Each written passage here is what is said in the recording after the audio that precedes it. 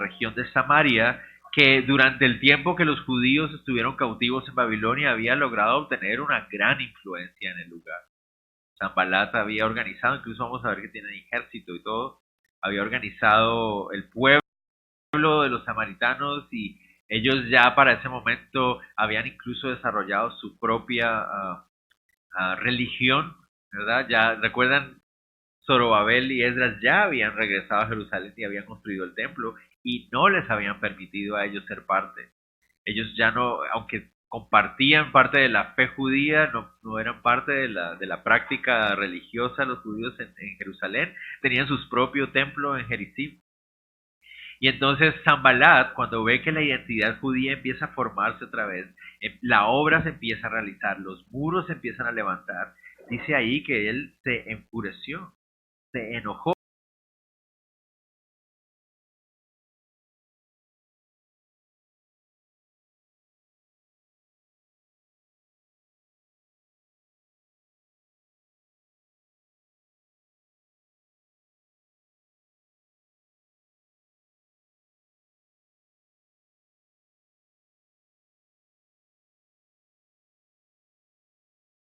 Y de los enemigos que tenemos.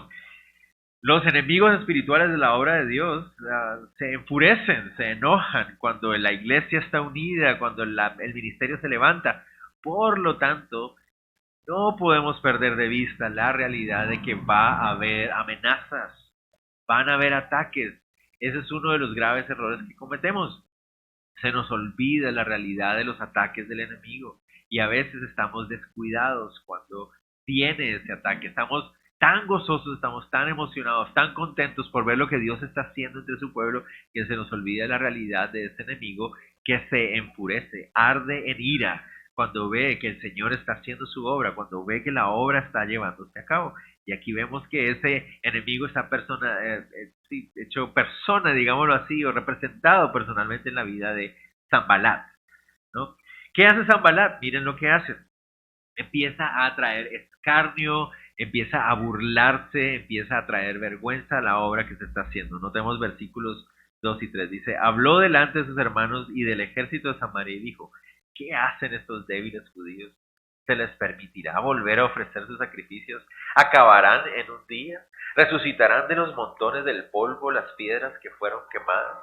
Y estaba junto a él Tobías amonita, el cual dijo, lo que ellos edifican del muro de piedra, si subiera una zorra, lo derribará. Entonces empiezan a burlarse del esfuerzo de los judíos, ¿verdad? Los llaman un pueblo débil, ¿verdad? La palabra débil incluso en el hebreo se refiere a la idea de alguien que es incapaz o alguien que está en miseria, o sea, alguien que ni siquiera tiene las fuerzas para realmente o las capacidades para realmente hacer una obra, ¿no? Recordemos, durante todo el tiempo que los judíos estuvieron cautivos, la ciudad estuvo abandonada. Todos los escombros habían sido dejados en el suelo, tirados. Las murallas habían sido quemadas, entonces se pueden ustedes imaginar piedras oscuras, casi carbonizadas, todas quemadas. Y eso es lo que está tirado ahí. Y los judíos tenían que retirar los escombros para reconstruir el muro, perdón. Pero no solamente eso, sino que a raíz de que no había suficientes recursos, tendrían que usar las mismas piedras que estaban tiradas para volverlas a usar para construir, ¿no? Por eso ellos se burlaban de esa manera. ¿Quiénes son estos débiles judíos, incapaces judíos, verdad? Miren con lo que están trabajando, con unas piedras quemadas. Esto es lo que están tratando de construir. Tobías es chistoso porque Tobías habla acerca de una zorra. Eso me llama mucho la atención. En la zona de Israel, en el Medio Oriente, no existen las zorras como las que nosotros tenemos aquí en la mente, una zorra, ¿no? Las zorras grises o marrones, ¿no? Son más como de Europa o de nuestro lado, en el Norteamérica. Está refiriéndose tal vez es como un animal mamífero, un depredador mamífero pequeño, no sabemos cuál puede ser, ¿no? Pero se está refiriendo a nosotros, puede ser como una zarigüeya, uno de esos animalillos que se comen a las gallinas también, ¿no? Un depredador mamífero muy pequeño. Y es una forma de burlarse del trabajo que pudieran realizar los judíos. Pero aquí me llama mucho la atención. El enemigo siempre va a tratar de menospreciar nuestras fuerzas, siempre va a tratar de menospreciar nuestro trabajo. Y recuerden que aquí no solamente estoy hablando de Satanás, también estoy hablando del mundo y estoy hablando de nuestra carne también. ¿Y saben qué es lo más interesante del asunto? Es que tiene razón. Y una de las cosas que nosotros deberíamos siempre tener en cuenta es cuando vienen, oye, ustedes débiles, ustedes, sí, o sea, la verdad es que sí soy débil, ¿no? Vienen los cuestionamientos, y tú, tan joven, tú no vas a poder, eres joven, inexperiencia, solo inexperiencia, no vas a poder hacerlo. O, ¿y tú, tan viejo? Siempre va a ser una de las dos. Tú nunca fuiste a un instituto bíblico, tú no sabes nada, ¿verdad? Tú no conoces el idioma, seguramente no vas a poder hacerlo bien. Tú vienes de otra cultura, tú no entiendes la gente. Y entonces siempre van a venir un montón de cuestionamientos, un montón de dudas, tratando de menospreciar, tratando de despreciar. Tú no tienes la misma capacidad del otro, tú no puedes hacer. Y miren, lo mejor que uno puede hacer es decir, es verdad. Sí, o sea, la verdad es que no tengo las capacidades. Si uno se va a dar cuenta, como decía el pastor Troy ahorita, o sea, cuando tú te vas a dar cuenta, nunca vas a tener las manos suficientes para hacerlo. A veces siempre van a hacer falta esos recursos que tú quisieras tener para hacer la obra que quisieras tener. Es verdad, es verdad. Entonces lo mejor que uno puede hacer es decir, no, sí, o sea, es cierto que no soy muy capaz, es cierto que no tenemos todos los recursos que quisiera tener, es cierto que nos falta mucho, todo eso es verdad. Pero miren lo que hace Nehemías, que es la forma que nos enseña él. Miren el verso 4.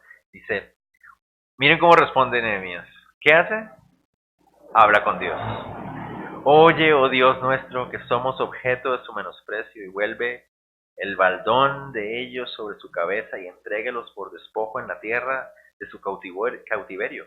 No cubra su iniquidad ni su pecado sea borrado delante de ti, porque se alzaron contra los que edificaban.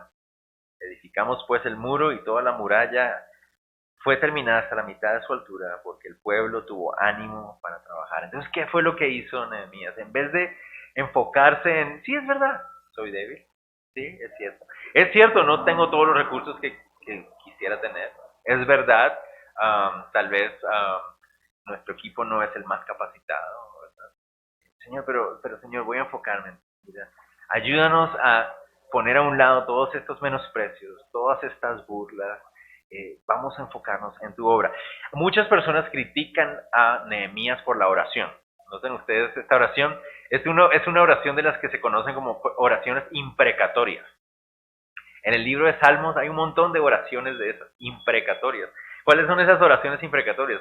David ahí tiene varias de esas oraciones, ¿no? Que uno a veces las lee y uno dice, Señor, ¿se vale orar así? ¿Se puede? ¿Verdad? Porque David es, Señor, rómpele los dientes y que se mueva. Y uno, ¡ah! Señor, ¿puedo orar así? Porque muchas personas dicen Nehemías en vez de actuar como con misericordia con ellos, en vez de, Señor, por favor, toca sus corazones, oh Dios, hazlos sensibles a tu palabra. No, lo que hace Nehemías es, Señor, que les venga la vergüenza sobre ellos y que sufran los oprobios del...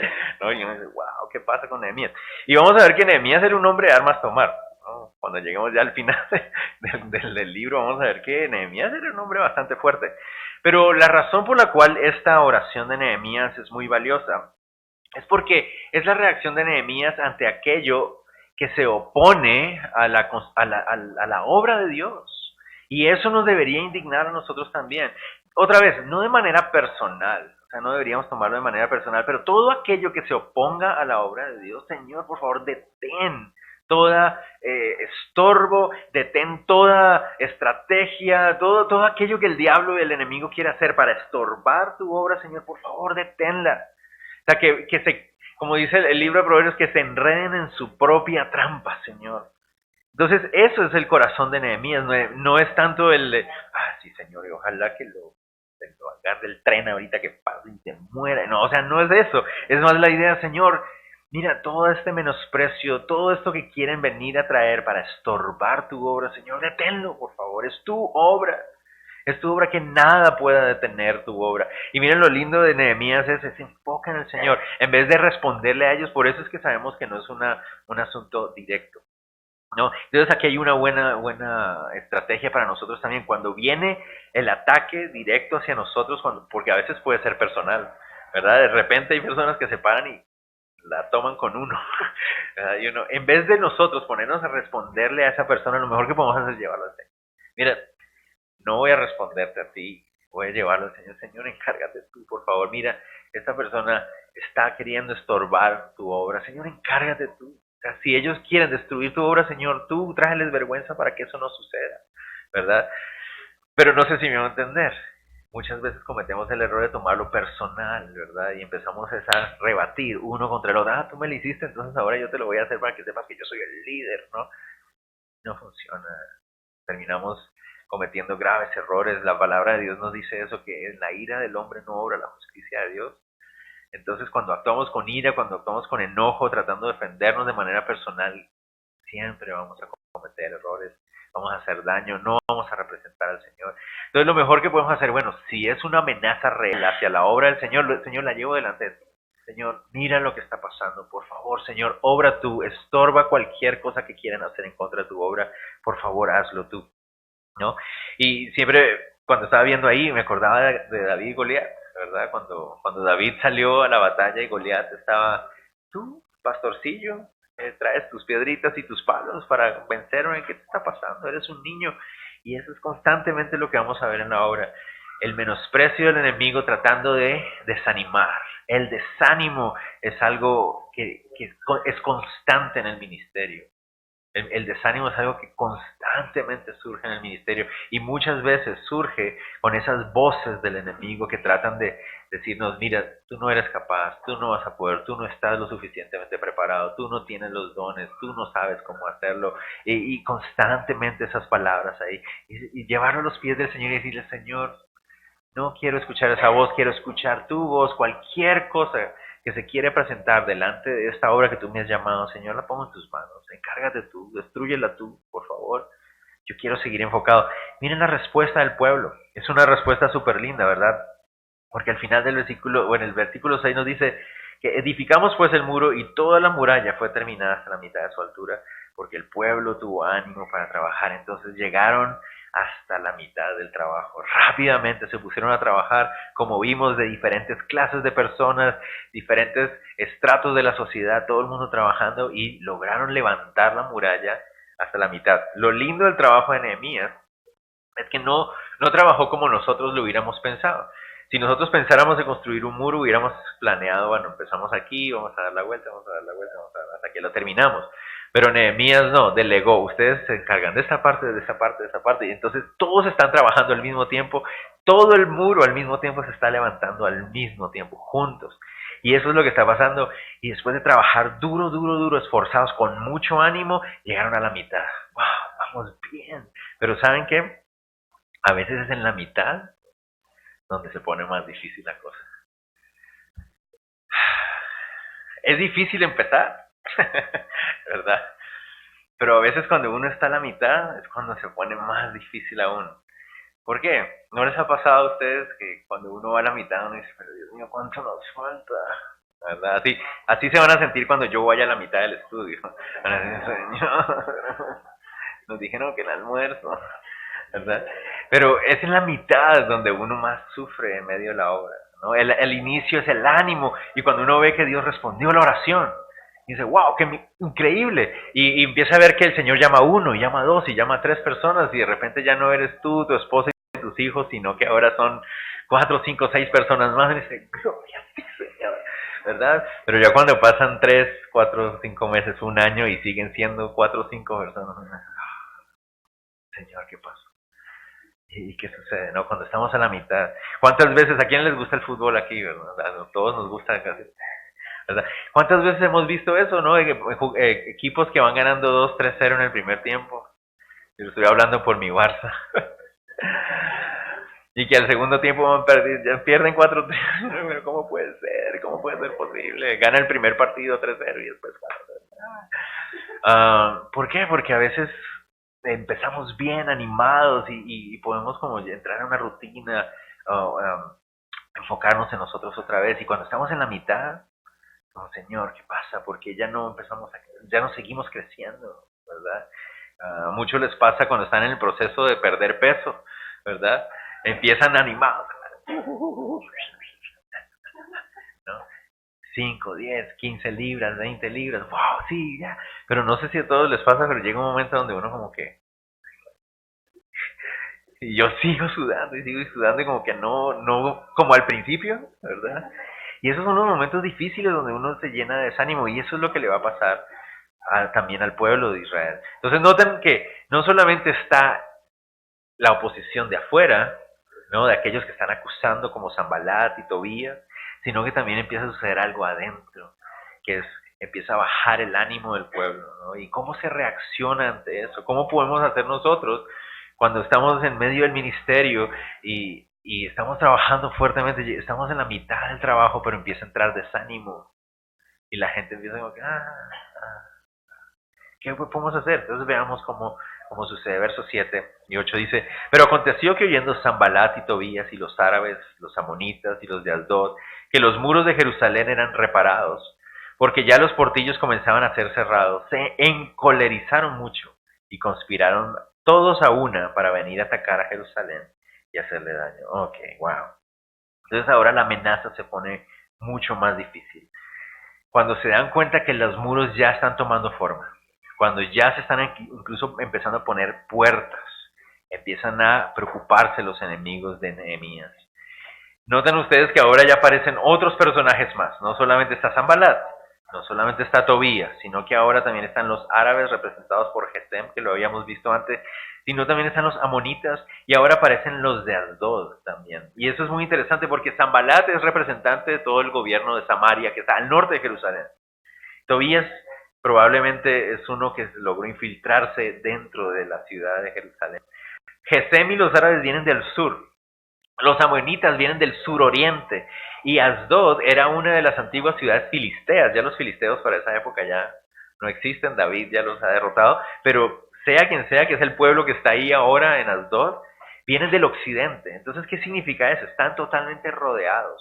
Pero recuerden que tengamos algo en cuenta. Ellos no pueden atacar a Jerusalén con una guerra abierta. ¿Recuerdan ustedes por qué? Lo vimos en el capítulo 1 y 2. Porque Nehemías tiene el apoyo de Artajerjes. Entonces ellos no pueden venir y atacar abiertamente a Jerusalén. ¿Qué es lo que van a hacer? Dice ahí, conspirar. Van a conspirar para tratar de atacar como en secreto, en sorpresa. Eh, no sé si me van a entender. Van a planear de la manera que puedan atacar de manera rápida, ¿verdad?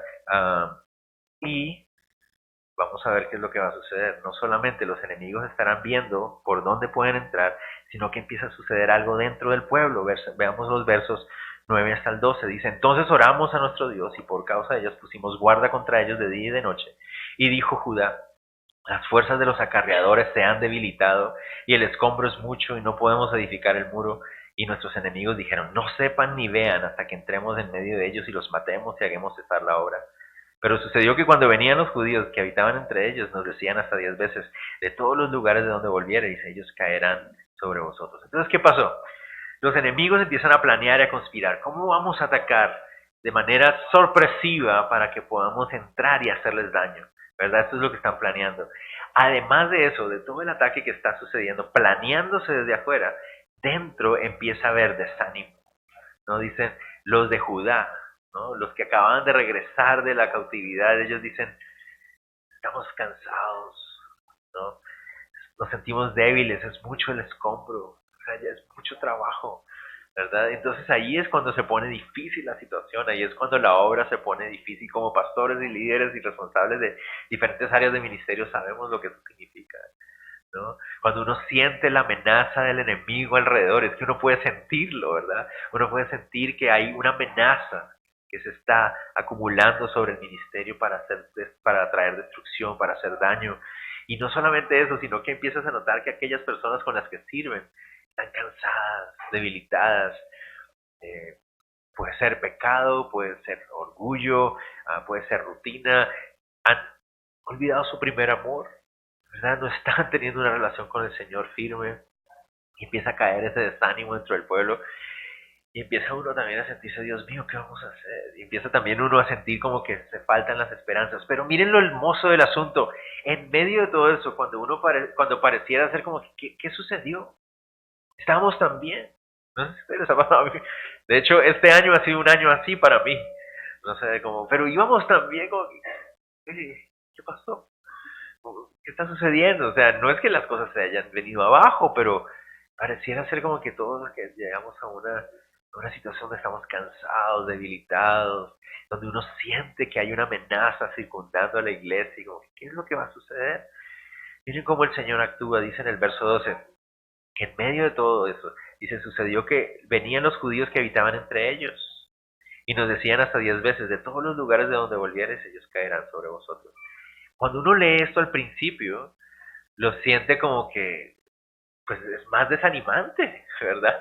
Porque estos son judíos que no estaban viviendo dentro de la ciudad de Jerusalén, sino que eran de los primeros que habían regresado y estaban viviendo a las afueras de la ciudad de Jerusalén. Y entonces ellos se enteraban de todas las conspiraciones que se estaban planeando contra la ciudad y ellos llegaban a decirle a Nehemías, Nehemías, quiero que sepas que allá afuera están planeando atacarlos, ¿verdad? Y uno al principio puede decir, Dios mío, eso los debió haber asustado mucho más, ¿no? Pero, oh, no, nos van a atacar. Pero no notan ustedes lo lindo del asunto. Dios estaba usando eso para anunciarles que debían estar atentos. No sé si me van a entender. Entonces todo cambia en la perspectiva que lo tomemos también a veces. A veces en el ministerio, cuando estamos tan enfocados en nosotros mismos otra vez, ¿verdad? Tenemos temor a fracasar. Estamos tan enfocados en nuestra incapacidad, en que no sabemos cómo motivar a las personas para que se levanten y todo. Nos enfocamos tanto en nosotros mismos que cada noticia, cada cosa que escuchamos puede a veces como llevar más la carga. Cuando miren lo que está realmente sucediendo aquí. Dios está usando todas estas noticias para alertarles a ellos, para anunciarles que debían estar listos para la batalla. Y así es como lo entendió Nehemías. Noten ustedes que dice el verso 13 en adelante, dice, entonces por las partes bajas del lugar, detrás del muro y en los sitios abiertos, puse al pueblo por familias, con sus espadas, con sus lanzas, con sus arcos. Después miré y me levanté y dije a los nobles y a los oficiales y al resto del pueblo, no temáis delante de ellos, acordaos del Señor, grande y temible, y pelead por vuestros hermanos, por vuestros hijos, por vuestras hijas, por vuestras mujeres y vuestras casas. Miren lo hermoso de Nehemías. Nehemías lo entendió de esa manera. Lo que podría haberse tomado como noticias más debilitadoras, lo que podría haberse tomado como noticias más desanimantes, Nehemías lo entiende de otra manera y dice, Dios está usando esto para alertarnos y llamarnos la atención y decir, ¿dónde debemos tener atención? ¿Verdad? Entonces muchas veces lo que nosotros sabemos, podemos escuchar como un hermano, no, pastor, fíjese que yo ya no voy a seguir más sirviendo en tal ministerio, entonces mire, pues ahí le entrego las llaves y, ¿no? Y dice, oh, no, todo se está acabando, Dios mío. No, ¿qué sucede? ¿Pero por qué me traicionan de esta manera? Qué ingratos son, Dios mío. Por favor, ten misericordia. En vez de hacer eso, deberíamos decir, bueno, si tal vez el Señor está mostrando que hay más hermanos en esa situación, lo que yo voy a hacer es enfocarme en animar. Tal vez tenemos que cambiar ahorita un poquito el enfoque y llamar a los hermanos y tal vez tener más tiempo discipulado con ellos. No sé si me van a entender. Y en vez de tomarlo como, oh, es mi fracaso, todo se va a acabar, ¿no? Y bueno, tal vez esa es una oportunidad que el Señor me está dando de atender por dónde puede ser que venga a haber más problemas más adelante. Y Nehemías lo entiende así. Y entonces dice que envía al grupo a varias personas, ¿no? Y dice, vayan a las partes más bajas, detrás del muro, en los sitios abiertos, y lleven ahí sus espadas, sus lanzas y sus arcos. Prepárense en los lugares donde podría haber más ataque del enemigo, porque como estos están conspirando para tratar de encontrar cuál es el punto débil, Nehemías dice, ok, este puede ser un punto débil, este puede ser un punto débil, este puede ser uno. Entonces, muchachos, sus espadas, sus arcos, prepárense, vamos a fortalecer estos lugares débiles. ¿No? Eso es lo que hace Nehemías, ¿no? Y entonces eso es una oportunidad para nosotros.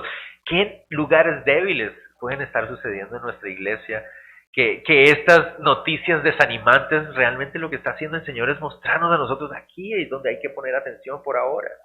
Y empezar bueno, vamos a atender este lugar. Aquí puede ser donde esté fallando un poco. Aquí podemos estar un poco flojos. Pero lo que me encantó también es lo que hace Nehemías después. Nehemías llama a los nobles, noten en el verso 14. Llama a los nobles y les dice, no temáis delante de ellos, acordaos del Señor grande y temible, y pelead por vuestros hermanos, por vuestros hijos y por vuestras hijas, por vuestras mujeres y por vuestras casas. Él llama a los líderes también, a los nobles de la ciudad, y les llama la atención y les dice, miren, estamos en un momento de desánimo, estamos en un momento difícil, es cierto, estamos bajo ataque, es verdad, pero quiero que ustedes recuerden dos cosas, y eso es algo que nosotros debemos hacer también con nuestras iglesias. Recuerden dos cosas, recordemos de quién es esta obra y quién está con nosotros. Lo primero que les dicen, noten ustedes como les dicen, no temáis, ¿no? Acuérdense del Señor grande y temible. Recuerden de quién es la obra. Esta obra no es nuestra, no es de Calvary Chapel, no, esta es la obra del Señor. Empecemos por ahí. Y recuerden quién es Él. Él es grande y temible, Él es poderoso. Recuerden quién es el que está detrás de esta obra. Recuerden quién es el que nos trajo hasta este lugar. Recuerden quién ha hecho todo hasta ahora. Recuerden. Y la otra cosa que les dicen es, también tengan en cuenta cuál es el costo de rendirnos en este momento, ¿no? Porque a veces nosotros estamos tan enfocados en el costo material que tenemos que correr cuando estamos bajo amenaza, que se nos olvida el costo espiritual que habría si nos rendimos. No sé si me entender. Estamos tan enfocados en, bueno, y si esto está tan difícil y si fracaso, estoy tan enfocado en mí, ¿no? Y si no lo logro hacer, y si estoy tan enfocado en mí, pero el problema es, ¿y si me rindo? ¿Cuál es el costo? Noten ustedes lo que él dice ahí. Piensen, peleen entonces por sus hijos, por sus hermanos, por sus hijas, por sus mujeres y por vuestras casas. ¿Qué pasa si nosotros nos rendimos en la obra? ¿No? Eso es lo que uno dice. Si yo me rindo y dejo todo atrás, todo lo lanzo por la borda. Porque a veces dan ganas, ¿verdad? En el ministerio, no, ya no aguanto más.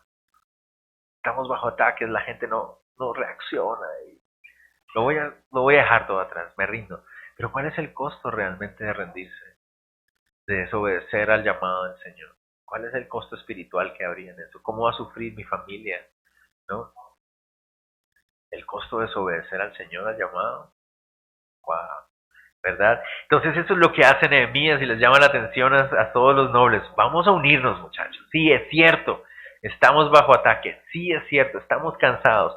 Pero tenemos que recordar en este momento de quién es la obra y quién es el que nos ha ayudado hasta ahorita y por qué lo estamos haciendo. Lo estamos haciendo para su gloria, para el, la extensión de su reino, de su ministerio, ¿verdad? Y también tenemos que recordar cuál es el costo de no hacerlo. Es nuestras familias, es personas que no van a conocer de Cristo. O sea, eso es mucho más grandioso, es mucho más valioso, eso es mucho más importante que un fracaso, entre comillas, que yo pueda sentir, o una vergüenza que yo pueda tener, es mucho más valioso. Y eso es lo que Nehemías hace con eso. Entonces parece que todo el pueblo entiende. Miren el verso 15 que dice ahí. Y cuando oyeron nuestros enemigos que lo habíamos entendido y que Dios había desbaratado el consejo de ellos, nos volvimos todos al muro, cada uno a su tarea, ¿no? Desde aquel día, la mitad de mis siervos trabajaba en la obra y la otra mitad tenía lanzas, escudos, arcos y corazas, y detrás de ellos estaban los jefes de toda la casa de Judá. Los que edificaban en el muro, los que acarreaban y los que cargaban con una mano trabajaban en la obra, y en la otra tenían la espada, porque los que edificaban, cada uno tenía su espada ceñida a sus lomos, y así edificaban, y el que tocaba la trompeta estaba junto a mí. Entonces el pueblo una vez más reaccionó ante el llamado de Nehemías, se unieron y volvieron manos a la obra, pero ahora entendiendo la implicación de lo que significaba terminar la obra. Recordaron quién era el que estaba con ellos, por qué lo estaban haciendo y el costo de no terminar la obra, y se pusieron manos a la obra. El versículo 17 es tal vez uno de los versículos más famosos del libro de Nehemías, ¿no? Trabajar en el ministerio entendiendo que es trabajo duro, pero también hay que estar alertas todo el tiempo, ¿no? Hay que trabajar duro, dice ahí, trabajaban en el muro, pero con el otro lado, con la espada en la mano, porque es una guerra también. Hay un enemigo que está totalmente enfurecido cuando la obra de Dios se está llevando a cabo, entonces tengo que estar alerta. No podemos dormirnos en nuestros laureles como cristianos. Hay que trabajar fuertemente, pero siempre con los ojos bien atentos, siempre con los ojos bien atentos. Y es bueno que como líderes nosotros podamos enseñarle a eso a la iglesia también. Nunca descuiden su primer amor. Siempre atentos, siempre despiertos, siempre vigías, porque hay un enemigo que está aprovechando la primera oportunidad para destruirte. Nos acordamos del mensaje del Señor Jesús a la iglesia de Sardis, ¿verdad? Despiértate tú que duermes. ¿Se acuerdan ustedes de la iglesia de Sardis o de la ciudad de Sardis? Impenetrable ciudad. Una ciudad con una muralla en un acantilado. Nadie podría llegar a tomarla, ¿verdad? Pero dice que el rey Ciro una vez llegó a tomar la ciudad y como no podían subir el acantilado con el ejército pensaban, ¿qué vamos a hacer? Pero los de Sardis, tan confiados, tan tranquilos de que nadie los podría detener, un soldadillo un día se quedó dormido y el casco se cayó por el acantilado. Mientras tanto los de Ciro, viendo, no tenían binoculares, yo casi se estaban viendo. Cuando ven al soldadito bajar por una puerta secreta de la muralla, bajó por un sendero secreto que había entre el acantilado, agarró se lo puso y subió. Y los de Ciro lo vieron, ¿verdad? Y por ahí entraron uno por uno, se fueron entrando esa noche y tomaron la ciudad, la supuesta ciudad infranqueable, porque se durmieron. Entonces nosotros debemos hacer lo mismo con nuestras personas con las que servimos, animarlos a estar atentos. ¿Y dónde debemos estar atentos? En nuestra relación con el Señor. Porque es en nuestra dependencia del Espíritu Santo donde nosotros podemos estar atentos a las amenazas que hay a nuestro alrededor. Es la única forma, porque finalmente es el Espíritu Santo el que guía la obra, el que nos da la capacidad, nos da el discernimiento, ¿verdad? Entonces hay que animar a las personas no solamente a trabajar, sino también a nunca descuidar su relación con el Señor, ¿verdad? A veces nosotros nos enfocamos mucho en eso. A ver, ya se hizo tal ministerio, ya se pusieron las mesas, ya se hizo por allá, ya usted hizo la reunión de no sé qué, ya, todo está bien.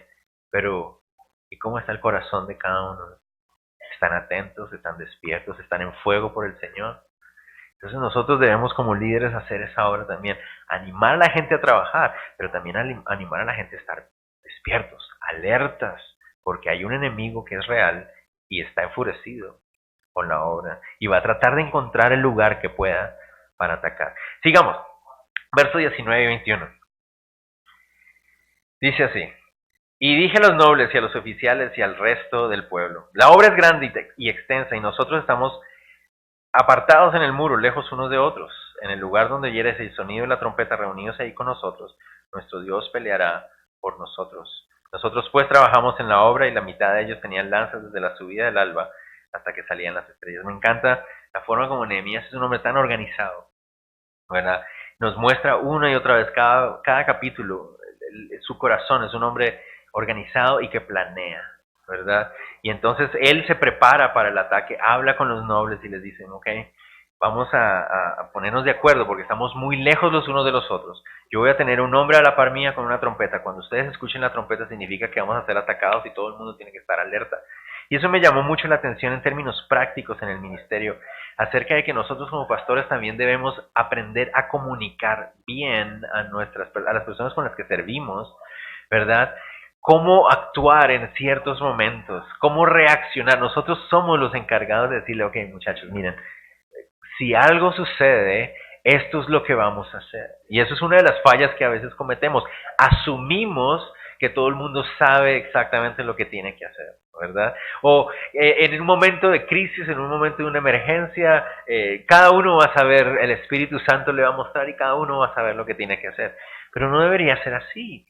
Como líderes en el ministerio deberíamos aprender a eso, a comunicar a todos. Miren, este es como lo compartíamos hace un rato, esta es la visión. Pero si esto sucede, vamos a hacer esto es lo que vamos a hacer, así es como vamos a reaccionar. Hace poco en nuestra iglesia hemos empezado a tratar de hacer eso. Nosotros los latinoamericanos no somos muy dados a esto, ¿verdad? Ah, somos como que, ¿y qué pasa si hay un temblor? Pues no sé, y salimos, ¿no? Pero ¿por dónde? Pues por donde se pueda. Pero a veces como cosas así tenemos que pensarle. ¿Y qué pasa si a alguien en la iglesia le da de repente un infarto? ¿Qué hacemos? ¿Verdad? Uno nunca piensa esas cosas porque nunca quiere que sucedan esas cosas. Pero eso es en términos muy prácticos, ¿verdad? Pero en términos diferentes, ¿qué pasa si la iglesia de repente sufre un ataque? ¿Qué pasa si uno de los líderes falla? ¿Qué pasa si el pastor no puede continuar siendo el pastor? Es bueno hablar de esas cosas y llamar al liderazgo y decirles, muchachos, hablemos de cosas que nadie quiere hablar, ¿no? En el hogar pasa eso cuando papá reúne a la familia y dice, queremos que hablemos de qué pasa si me muero. No, papá, no hable de eso. Nadie quiere hablar. Pero como responsable, uno dice, bueno, hablemos de qué debe suceder cuando estamos atacados. Hablemos acerca de qué debemos hacer cuando la iglesia está vulnerable. ¿Qué hacemos cuando el ministerio está pasando por momentos difíciles? Y esa es la responsabilidad del líder, de llamarnos a todos, así como Nehemías, y decirles, miren, yo voy a tener un hombre aquí con la trompeta. Cuando esa trompeta suene, todos atentos, ¿verdad? Porque vamos a ser atacados. Y esa es una gran enseñanza también para nosotros. Entender la seriedad de la obra que estamos haciendo, que estamos llevando a cabo. Y poder aprender a comunicarnos también. Esa es una de las fallas más grandes que yo tenía en el ministerio. Y es una falla que yo creo que muchos líderes a veces tienen de no saber cómo comunicar. Asumir que todo el mundo sabe lo que tiene que hacer. Es un grave error. Lo mejor que podemos hacer es comunicar. Y si ya lo saben, pues gloria a Dios, queda más claro aún, ¿verdad? Pero es muy, muy importante. Ya, terminemos entonces ahorita. Dice, también, perdón, estamos en el 22, 21. Nosotros pues trabajamos en la obra y la mitad de ellos tenían lanzas desde la subida del alba hasta que salían las estrellas. También dije entonces al pueblo, cada uno con su criado permanezca dentro de Jerusalén y de noche sirvan de centinela y de día en la obra. Ni yo vi mis perdón, y ni yo ni mis hermanos, ni mis jóvenes, ni la gente de guardia que me seguía nos quitamos nuestro vestido, cada uno se desnudaba solamente para bañarse. Esto me llamó mucho la atención. Ah, Nehemías quería que ellos entendieran la seriedad del trabajo. No era posible descuidarse. Como les decía, como líderes es muy importante que nosotros podamos comunicar también eso, la seriedad de la obra del ministerio del Señor. Estamos hablando de almas, estamos hablando de vidas, estamos hablando de salvación de personas, estamos hablando de familias. Algo muy serio, muy importante. Por lo tanto, no puede tomarse a la ligera. Es cierto, el ministerio es uno de los lugares más llenos de gozo que uno puede imaginarse. No me puedo imaginar estar en otro lugar sirviendo. Es donde más gozo hay. Pero es el lugar más serio que hay, por lo que les decía, por todo lo que está en juego. Es vida de personas. No nos podemos dar el lujo de descuidarnos, ¿no? De descuidar a nuestras familias, de descuidar nuestra vida espiritual. No podemos darnos el lujo de hacer eso porque el enemigo está buscando cualquier espaciocito. Cualquier espacio que le des, él va a tratar de entrar ahí. Tenemos que estar bien alertas. Y lo que me gustó mucho de Nehemías aquí es que él les daba el ejemplo. Noten ustedes ahí, dice, ni yo ni mis criados nos quitábamos siquiera la ropa. O sea, no nos descuidábamos, siempre andábamos con nuestra espada, siempre estábamos atentos. Y ese es el ejemplo de Nehemías. Porque a veces nosotros como pastores o líderes podemos tomar el error de decirle a la gente todos los domingos, hermano, ore, no viene nada a ver. ¿Por qué no está orando, hermano? A ver, hermano. Pero ¿y nosotros? A veces el pastor es el que menos va a las reuniones de oración. A veces el pastor es el que menos ora. Hermanos, qué importante es el devocional. ¿Y está el pastor haciendo el devocional? No. No estamos dando el ejemplo. Deberíamos ser nosotros los primeros que llegamos a orar. Deberíamos ser nosotros los primeros que estamos teniendo de manera, voy a decir la palabra sagrada, ese tiempo en el Señor diario, de compartir con Él, de hablar con Él, de tener compañerismo con Él. Deberíamos ser los primeros que estamos dando ese ejemplo. Nehemías les da el ejemplo al pueblo. Dice, ni yo ni mis criados nos quitábamos nada. Solo para bañarse, dice ahí. Lo interesante es que en el hebreo podría también interpretarse ni siquiera para bañarse. O sea, no está seguro, no está bien seguro si se está refiriendo que solo para bañarse o ni siquiera para bañarse. Cualquiera que sea la forma del énfasis, es el ejemplo que Nehemías les estaba dando a ellos. Él era el más atento de todos. Él era el que más tomaba con seriedad la obra y el trabajo. Y eso debería ser el mismo caso de nosotros. ¿De qué nos sirve estar exhortando y animando a las personas? Hermanos, estén atentos, sirvamos, trabajen, cuiden su relación con Dios cuando nosotros no somos los que lo estamos haciendo. Y así es como Nehemías nos da el ejemplo acerca de cómo enfrentar el ataque del enemigo, el desánimo. Oremos y vamos a las obras de la carne asada. No vayan a interpretar mal, por favor. Señor, te damos gracias, Dios, por enseñarnos. Entendemos y reconocemos, Señor, la seriedad de la obra. Y sabemos que hay un enemigo que no descansa, que quiere ver la vergüenza de tu iglesia, Señor. Señor, reconocemos cuando hay desánimo también en nosotros. A veces nos cuesta. Nos enfocamos tanto en nosotros mismos, en nuestros dolores, en nuestras decepciones, que olvidamos que finalmente es tu obra, Señor. Que eres tú el que la hace, que es con tu fuerza que se hace. Te ruego, Dios, que nos ayudes primero a nosotros a recordar el costo del ministerio, pero que ese costo vale la pena. A recordar quién eres, Señor, y que eres tú, Señor, el que está delante de nosotros.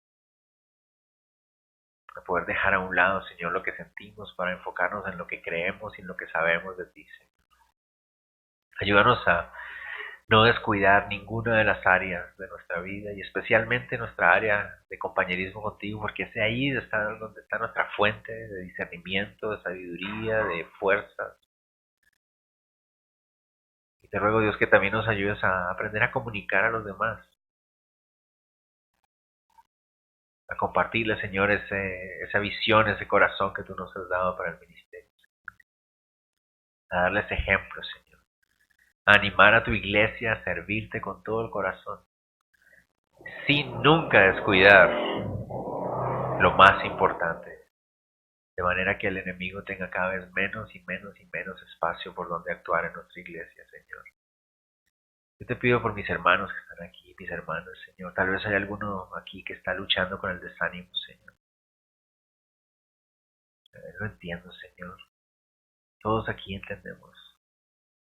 Te ruego, Dios, que este sea un lindo momento de quietud en el que tu Espíritu Santo, Señor, está obrando y trayendo frescura, convicción, seguridad, Señor. Recordando tus palabras. Gracias, Dios, por este momento tan lindo que nos das. Llévanos con bien a compartir los alimentos. Gracias por lo que has provisto también para nuestro cuerpo. Y ponemos todo delante de ti en el nombre de Cristo Jesús, Señor nuestro. Amén. Esperamos que esta clase de enseñanza bíblica haya sido de edificación para sus vidas. Le invitamos a compartir este material de enseñanza con aquellas personas que usted discipula. También le invitamos a ingresar en nuestra página web www.ministeriocela.com y a nuestro canal de YouTube Ministerio Cela, donde podrá encontrar mucho más recursos para su aprendizaje.